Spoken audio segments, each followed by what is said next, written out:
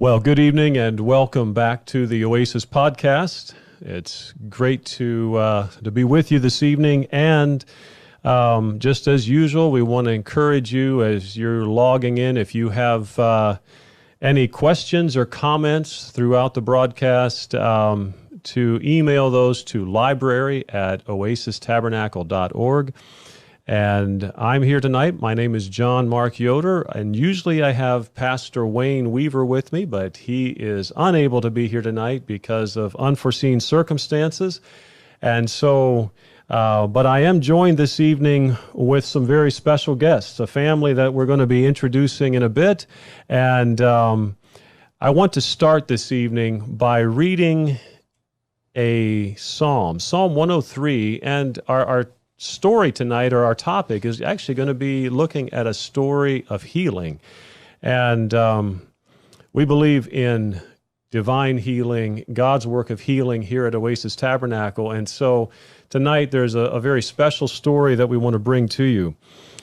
But I want to start with Psalm 103, verses 1 to 4. Bless the Lord, O my soul, and all that is within me, bless his holy name. Bless the Lord, O my soul, and forget not all his benefits, who forgives all your iniquities, who heals all your diseases, who redeems your life from destruction, who crowns you with loving kindness and tender mercies. Well, today we want to share a story of God's mercy in bringing healing to a family that was hurting because of a physical condition of one of their children.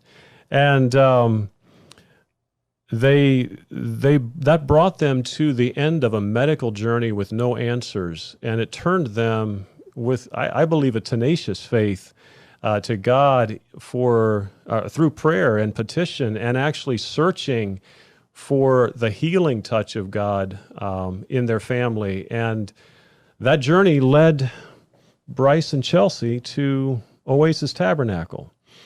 But today you're not actually here. You are ministering elsewhere, and I believe you and your 7 children make your home in Mexico. We do. Well, why don't you tell us a little bit, Brice and Chelsey, chime in there as you can, about what took you to Mexico and kind of what's going on there, and then we'll get to the story. Yeah, so probably about 5 years ago, we started reading some books that challenged our worldview, and those books sort of stretched us in ways that regarding the Great Commission. And Great Commission, okay. And so over a period of time, we wanted to take some mission trips outside the United States. And right before COVID hit, we took our first mission trip to Mexico. And it was a good mission trip, but because COVID closed everything down, we returned to the United States. But that was sort of always in the back of our minds, wanting to do missions. And after COVID sort of wrapped up, we ended up selling our house and moving to Mexico, and that's where we've been for about a year now. Okay, so about a year, you're down there, family. You were adjusting and getting into life. You guys speak Spanish? We're trying to learn. Trying to learn, We're in okay. the learning process. Yeah. Yeah. All right. And so you've been down there and back here for a bit of a furlough, and that's where I actually met you. So I wasn't around when you were here in the past, and I am was very blessed to meet you this past Sunday and to hear a portion of your story, which is what actually brought us to the place of wanting to have you on today and tell that story, because it is a miracle of God's grace and goodness. And we tell these stories, and right now I want to speak about these stories not because it has any reflection on Oasis or even lifts you up, but we tell a story of healing because it glorifies God. We also tell these stories because we have firsthand experience with it. Many times, people say, well, why are you telling these stories? Well, it's not to toot our own horn. None of this is, because we understand that without the grace of God, there would be no healing.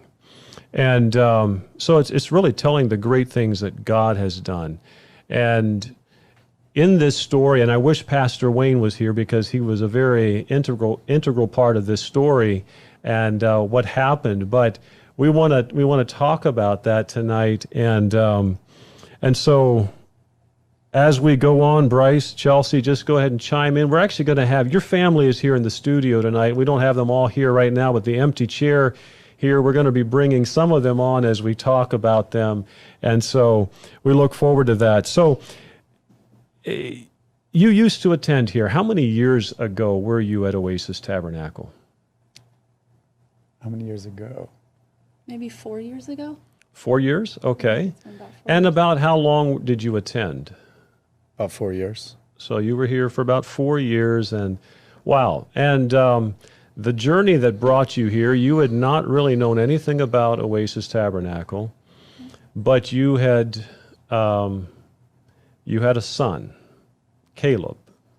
And maybe we can even have Caleb come and just join us here for this part of it. Poor guy, he's probably going to be scared, but that's okay. Come on in and have a seat, Caleb. Great to have you here. Thanks for being here. And this is a little miracle boy. And we're going to talk about, and you don't remember any of this, do you? You don't, because you were just a wee thing. But your journey with your parents brought you here to Oasis Tabernacle, and God did something really special. For sure. So we're going to, if you don't mind just relaxing and sitting back while we're here, because your parents are going to tell that story, and we want people to know that it actually happened to a real person. And his name is Caleb, and he's sitting right here today. Awesome. Okay. So tell us about the story that brought you here and how God met your family in that time of need. And this came about after a bit of a journey. This was a pretty desperate time for your family. It was. He was born, and he was our fifth child, and it was just about the same as any other child that we had until about maybe 3 months into his life, I would say. He stopped growing, and he had failure to thrive. But in a significant kind of Yeah, way. It started to be significant. He stopped gaining weight. He stopped doing some of the things that we were accustomed to, and then he developed like a rash, sort of on his body. And so at that point, we took him to Akron Children's Hospital, and they began to test and try to find out what the matter was. And after a fair amount of time at Akron Children's Hospital, we took him to Pittsburgh Children's Hospital. They didn't have any answers at Akron, so we went to Pittsburgh Children's. And about how long was that? You said several weeks, months? So we were at Akron Children's just for a short amount of time, more days. And then they sent us home, and it wasn't just a regular rash. It was just his whole body was oozing and just open wounds, basically. And then they sent us home to try the creams, try the different ideas. I basically was just eating vegetables and broth just to take out any possible allergens. For sure. To throw out any ideas. So none of that really worked. And maybe a month or so passed of trying the various things that they wanted to try. And then we went out to Pittsburgh Children's Hospital. And at the beginning, there was a lot of emergencies. A lot of numbers were really bad. They did get him stable and starting to do better as far as gaining a little bit. For sure. But not really solving the skin situation. So the skin situation just continued, got worse perhaps? Yes. Yes. Because then also he was even allergic to some of the things they put him on, and so it just sort of exacerbated the problem. And then I guess we were there about a month, and they just ran lots of tests, and then they were running so many tests that he started to lose blood from that, and it just got pretty bad. And finally, they just said they didn't have any more ideas. The very last thing they did was they tested him for AIDS because they said they were out of ideas. And so after about a month, after they tested him for AIDS and he didn't have AIDS, then they basically put their hands up and they said, I'm sorry, like, just keep on with the creams, and we're not sure. And then they were going to give him some medicine to sort of just subdue him, I guess. Mm-hmm. But that would make him unable to do anything. So the whole time you had to just hold him, and he had to be wrapped up, and he couldn't do anything because he would just thrash about. And so what did this do to your hearts as parents? This is big stuff. I mean, this is stressful. It was stressful. It was rough. Having the little guy thrash about continuously is difficult to watch. It's hard also because we didn't have a lot of resources to deal with this type of problem, especially having been discharged from the hospital. And when the medical community puts their hands up, it's a very scary place to be. Yeah. Mm-hmm. So and like as a family, there was also, at least for me, a lot of guilt because I'm trying to get. I think the oldest one was 8 or 9 at the time. Trying to help me and things of that nature, and so a lot of stress in that. What was going on in your spiritual life at that time? You were obviously, I'm sure, like any Christian parents, would be praying for your children, and what were the questions that you were wrestling with? I wondered maybe if we had done something wrong, or if there was sin, or if there was any kind of like why me? Like, why is this happening to our family? So you were saying, as you were praying, wondering, God, why me? Is this my problem? Have I sinned? And, it's very similar to a question that the disciples asked Jesus about a man who was born blind. And they said, who sinned, this man or his parents? When you have a newborn baby, those questions do hit you, don't they? Yeah. And it was just an awful time, because, like you said, a newborn, a newborn sort of embodies innocence and purity, mm-hmm. and this newborn embodied you could tell he was just miserable, and he had to be held like continuously against someone so that he didn't thrash about. So you had to restrain him? He had to be restrained. He was not tied up, but like swaddled and then held. And somebody's job was to hold him 24/7 around the clock.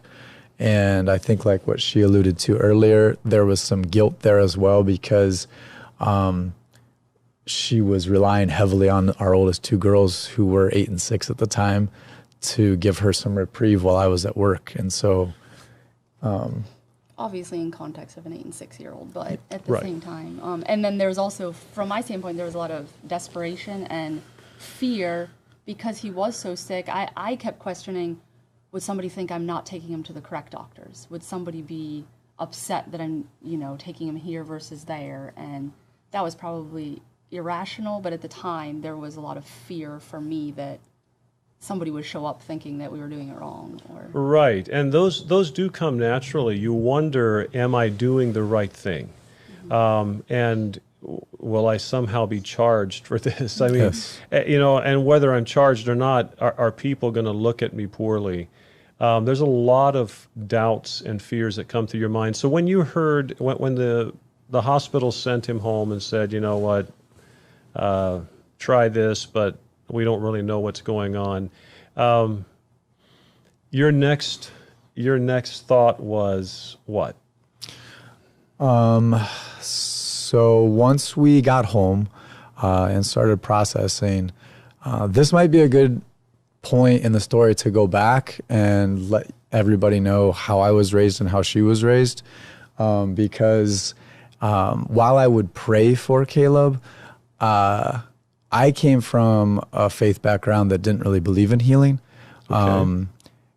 It was in the Bible, but I would say most of the people that were in my church sort of thought that healing, the works of the Holy Spirit, all of those type of things sort of died out when the apostles died. And I grew up next to some friends who were Pentecostal, and I was actually, we would debate and dialogue about it, and I would try to show them why they were theologically wrong about this healing, about healing. And so that was my background in regards to healing and the Holy Spirit. And I would say maybe Chelsea's was maybe similar. Similar. So when he was discharged, and we were in that tough spot, it was very interesting how I was finding myself going to the people that I used to argue against, looking for answers and looking for prayer and looking for a solution. So, Wow, and it reminds me a little bit of the story of a lady who came to Jesus with an issue of bleeding that she couldn't get rid of. And she had spent all of her savings on doctors and everything else, and at the very end, there was nothing they could do. And that's when, in desperation, she turned to the healing power of Jesus and went to him and just said, if I could just touch the hem of his garment. And I think for you, you were saying, if we could just find a church that believes in healing, we'll go, right? And so that started you on a journey, what, through the Yellow Pages or we internet started or what was it? I don't think we really had too much internet at the time, so I think we just got the phone book out and started looking for churches that sounded like they might believe in healing, and either calling them or showing up and just asking them to pray. Some were receptive, one we went to and said, oh, this is going to be a very hard case. And so I didn't have too much hope for that. You weren't too sure they believed in healing when they looked and said, this is going to be tough. I'm not sure if even God can deal with this, right? Yeah. And a lot of places were surprised that we were showing up, even though they said that they believed in healing, I guess. Yeah, so that was interesting. So was that a discouraging journey, or did your faith grow as you were doing this?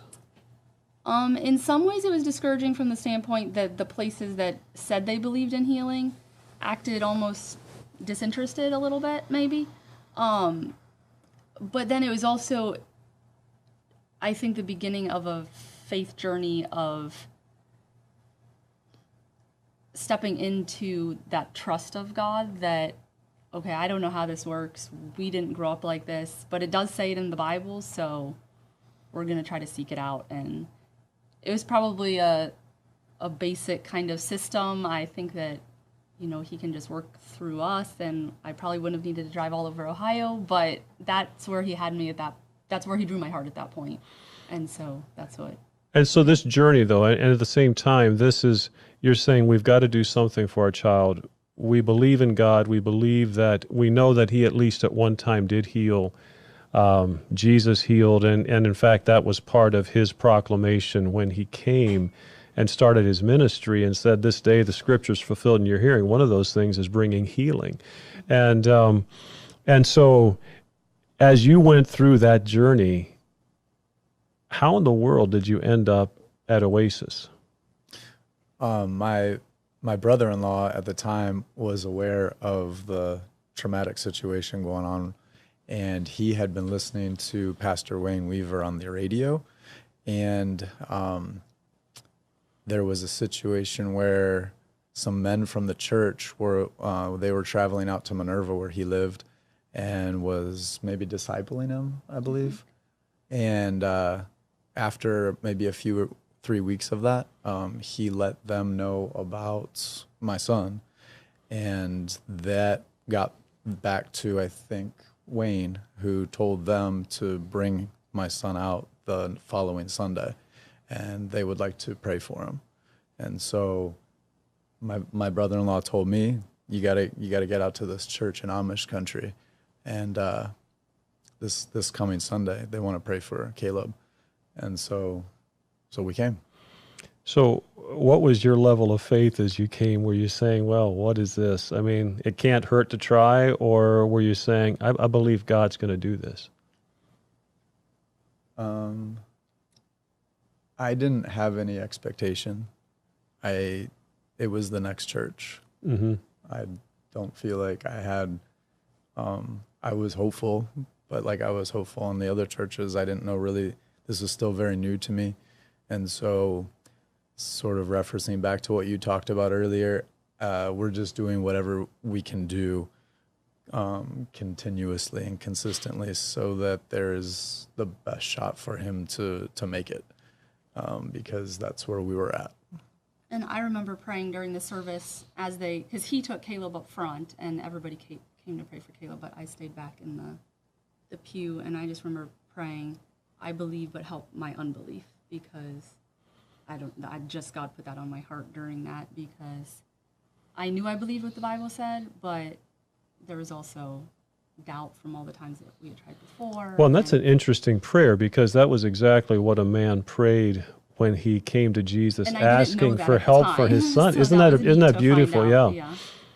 And Jesus, in response to that man, said, "You know what? If you can believe, all things are possible." And he wasn't just talking about generating.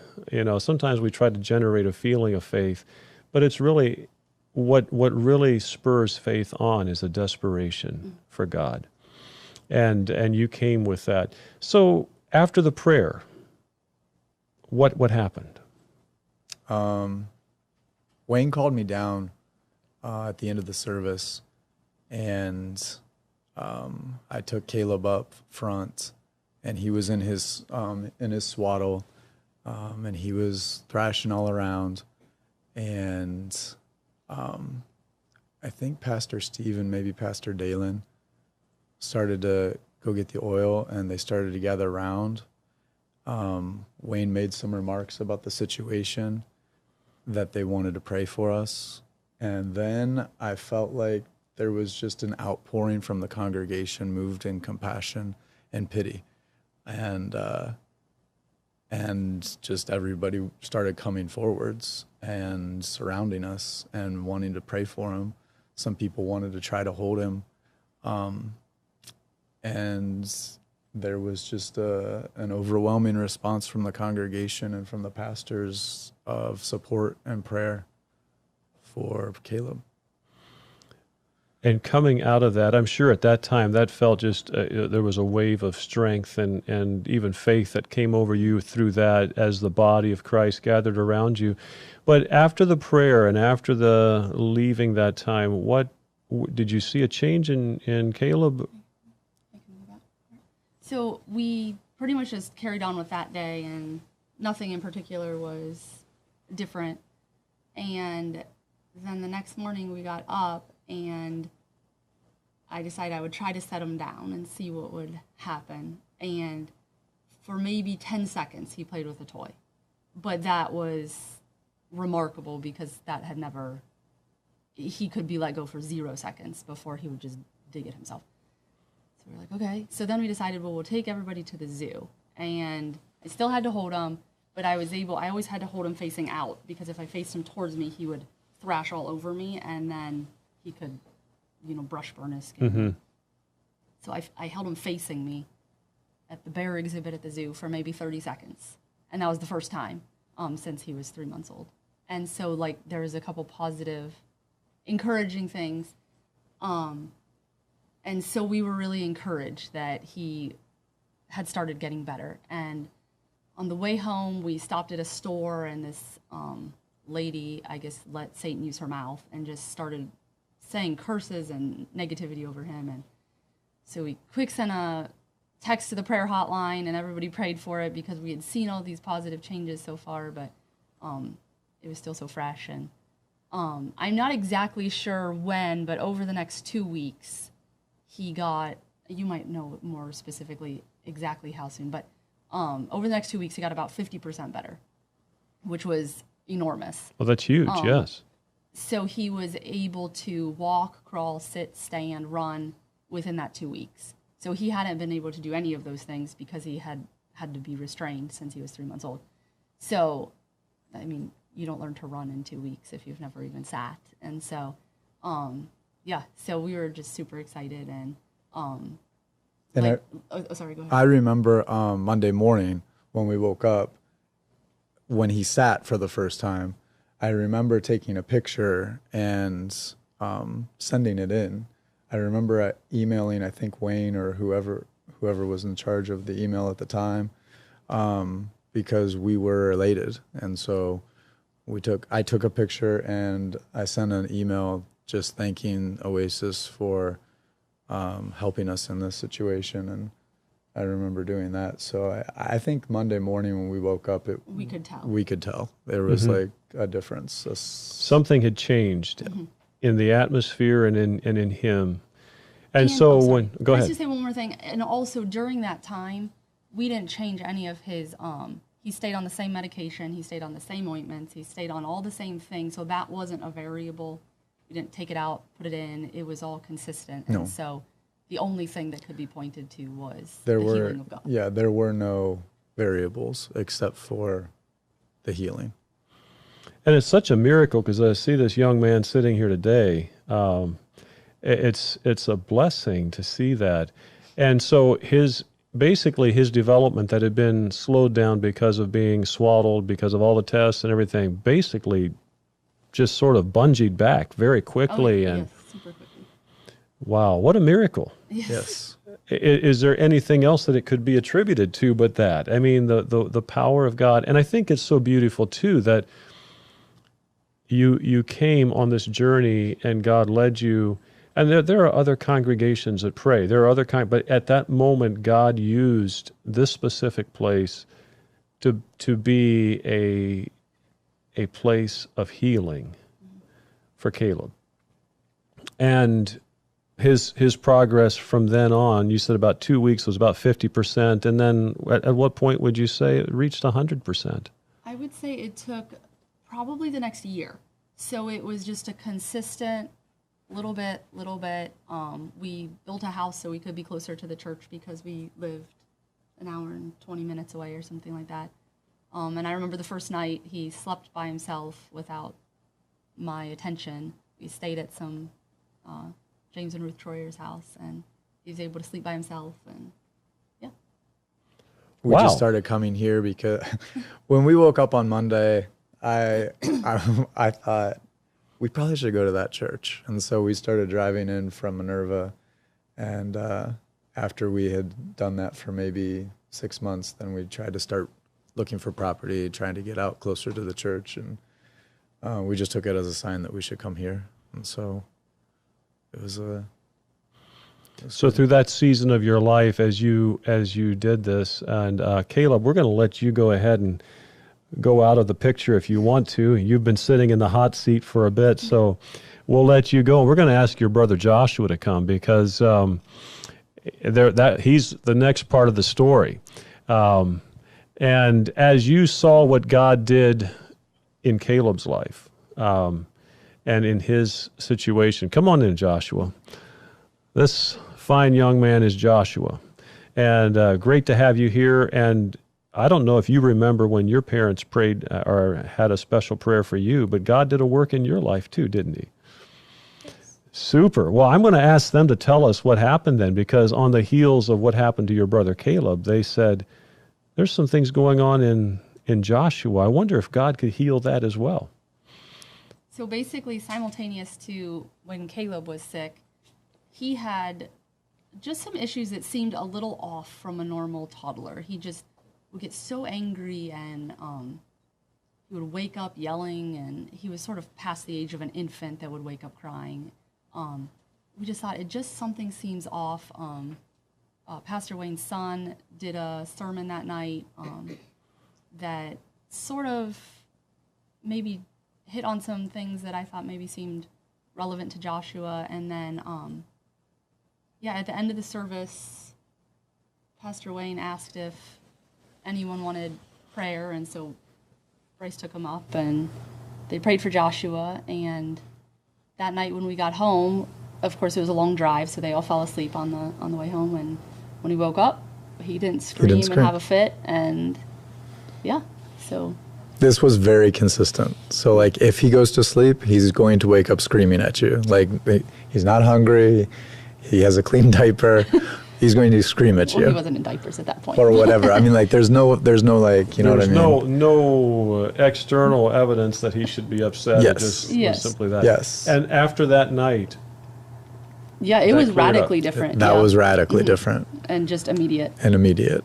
There was a night and day change, and he didn't have the angry, whatever you would call it.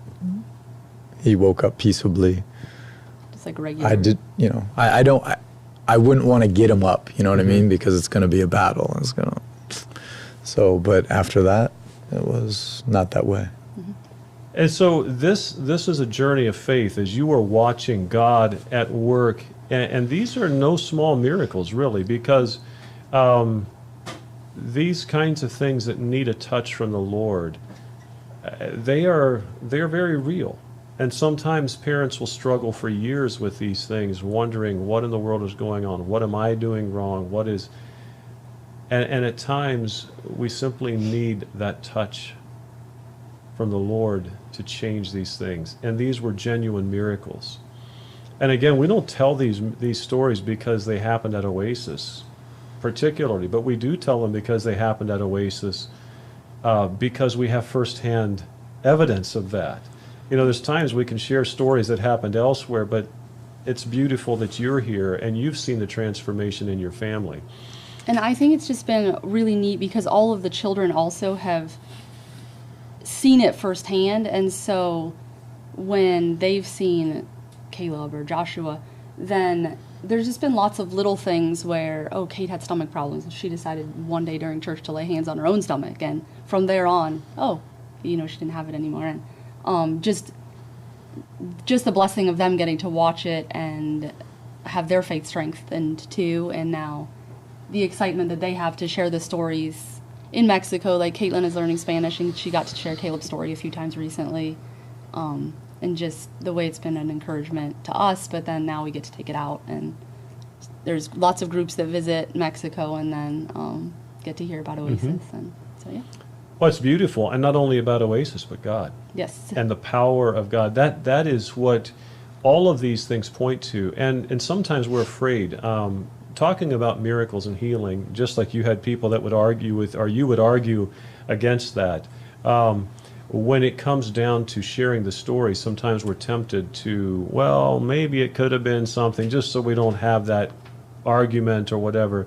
But when God has done a work, we want to bless him for that. And Joshua, we're going to let you go ahead and take a bow off the stage here too, and we're going to ask the twins to come because they're part of that next story. All right, thank you so much. So these twins, now here is kind of this is what amazed me is how God worked in this situation. Yeah, you guys can come in and just have a seat here on the chair, and you can look at any one of these cameras that you want to and try to guess which one's taking your picture. But these little guys are a miracle as well. Can you tell us about that? Twins don't run in our family anywhere on either side. And there was a situation where at the church... well, first, unbeknownst to us, all the children were praying for twins. So that started. That is true. Oh, really? Now Yes. that's a neat Yes. detail. I hadn't Yes. known that. So they were praying for twins. They hadn't told us, but they showed us their prayer journals afterwards, and it was in there. So, Oh, that's sweet. yeah. But go ahead. There was a... Oh, so I guess one day Pastor Wayne felt in his spirit that he should pray for the women of the church. I don't know exactly the details. That's Well, not there the was a story. very special moving. If I remember him telling the story, and I wish he was here tonight to tell that side of the story. But as he was in the service, and this happens at times with Pastor Wayne, God shows him something and he wrestles with it because it just when God lays a word on your heart. And you find yourself wrestling with that word. I don't know if I want to do it. I don't know if I can.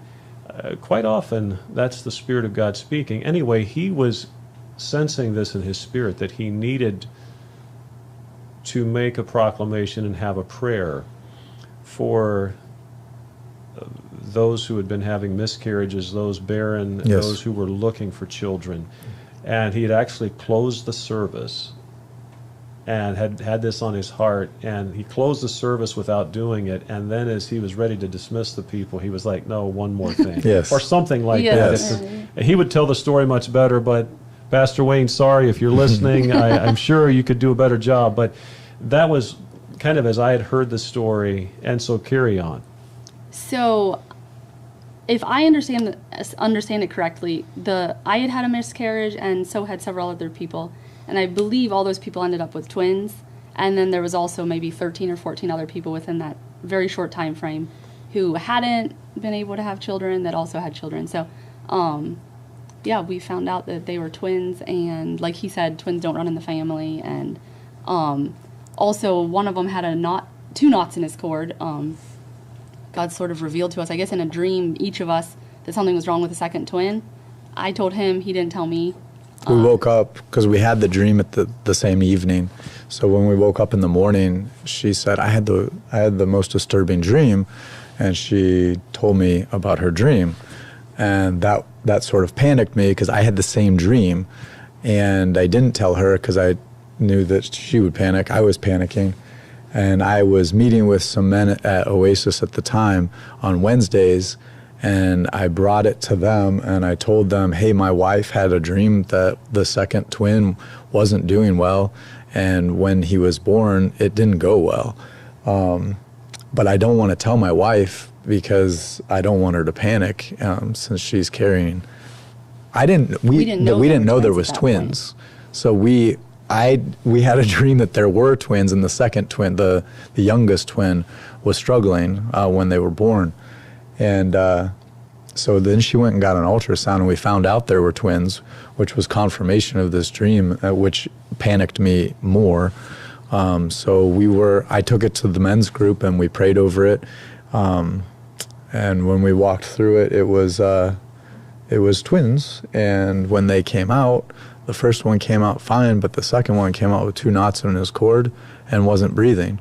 And the midwife called on Jesus. He started breathing, and she said that they would have been too big later on to swim and make a knot, so it would have had to have been right around near the time that we had that You dream. had the dream. And so they ended up being, aside from one of the other children, they were our biggest babies, and they were within just a couple ounces of each other. So God had him get the nourishment through that double knotted cord, and she said she'd never seen anything like it. And sort of neat, last night he had a knotted straw, so I got to show him how you can't get things through those knots. Mm-hmm. And so it was a neat to show him how God did that miraculously. Well, that's a powerful story. And what is so amazing is that God was doing that miracle for you. At the same time, there were, like you said, several other sets of twins, and even in the surrounding area, by the stories that I've heard, there were people that weren't even part of the church who also conceived twins, and there's kind of a bit of a baby boom in this area after that prayer that Sunday morning, and I think that's just the power of God at work in a family. And it's so interesting how God has done that in your youngest children here, and with you building your faith. And I guess as we kind of wrap up our time, I wanted to ask a couple of questions, because you're telling the story here today, but as you tell other people, as you've been bringing glory to God about these things, in fact, you went back to the hospital with Caleb. Mm-hmm. And this was in Pittsburgh, I believe, right? It was. And what was their reaction to the story? When we first went into the room, they got us situated, and we took Caleb. And when the doctors came in, they asked us where Caleb was. Why we hadn't brought him. Why we didn't bring Caleb. Now we went back to get some test results for genetic testing. So they were like, well, Caleb should be here. And we're like, well, Caleb's right here. They didn't even recognize him because he's growing so. And so we told them what happens. And I like how Wayne said it on Sunday. If you're blind to the situation, then you just can't see. But there was literally no explanation minus the miracle of God, and they chose to sum it up by saying, well, the creams eventually kicked in after 10 months. And it's a steroid cream. So, I mean, it either works or it doesn't. So it was sad in a way because, like, how do you just take the air out of that balloon? Like, how do you not see? But that was probably one of the only scenarios where it was not well received. The people closest to us, maybe, I'm not sure if they are fully into the healing story. I'm not sure. But we've gotten to share a lot and encourage a lot of people through the story, and it's exciting. And one other little thing is that back when he was first healed, they asked us to do a presentation, but I was too afraid. I was afraid because it was something new. I was afraid the doctors saw it. I was just afraid. And like, I always carried around a bit of guilt about that. And then just the patience and the mercy of God. Sunday, Pastor Wayne was like, why don't you guys share?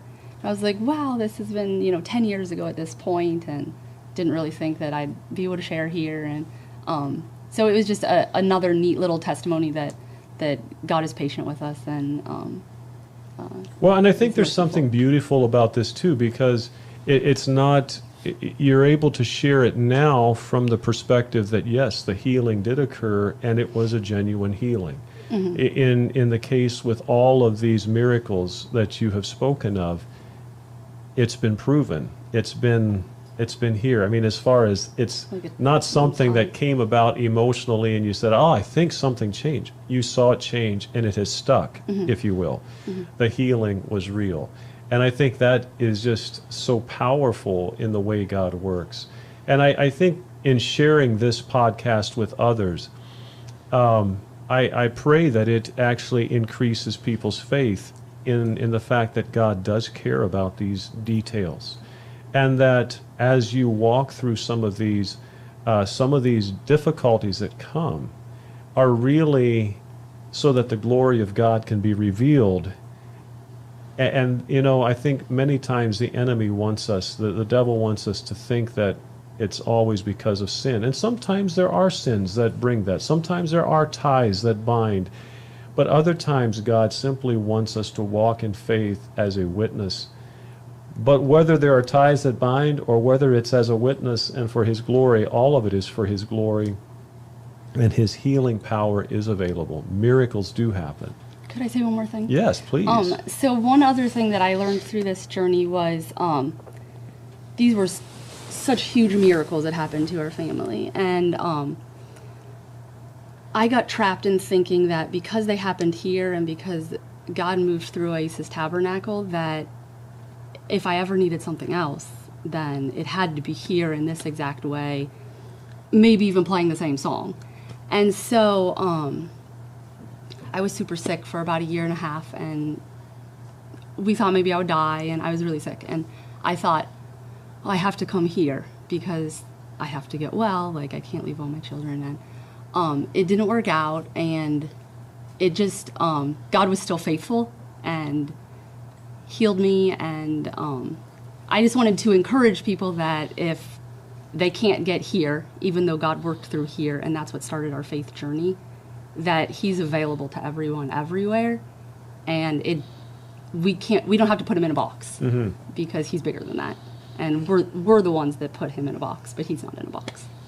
So I just wanted to encourage. I'm glad you shared that, because I think that is the case many times, and we do that in other ways.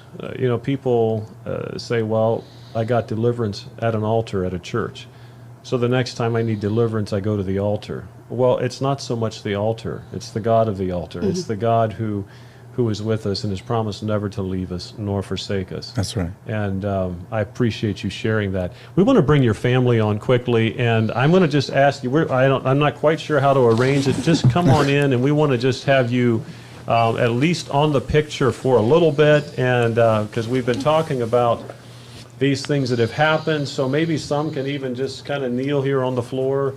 And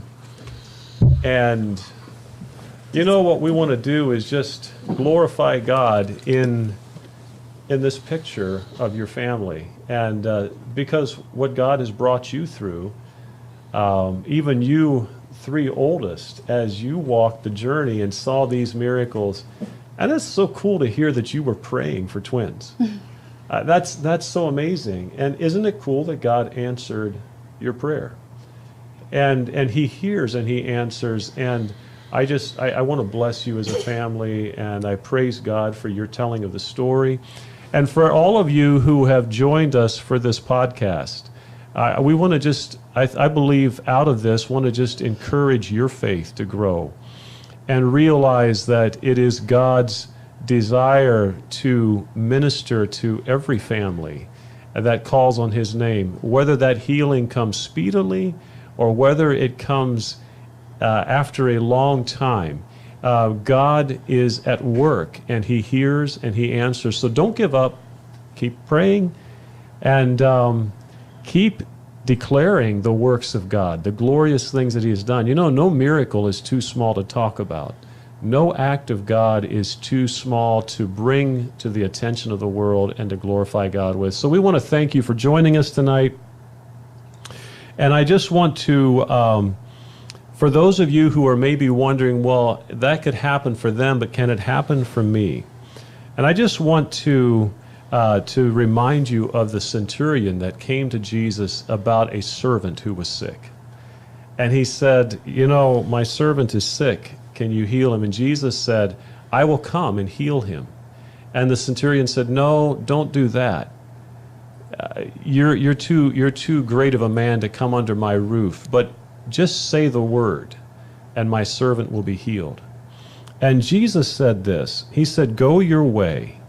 As you have believed, so let it be done for you. And his servant was healed at that same hour. And as you're listening tonight, maybe you're saying, God, can you do this for me? I just want to encourage you to call out to him. It's not about the place. It's not even about the person. It's about the God who is able to heal all of our diseases. So call out to him in your time of need, and don't forget to thank him and to glorify him for the results that he brings in your life. God bless you. Thank you for joining us, and we wish you a good night.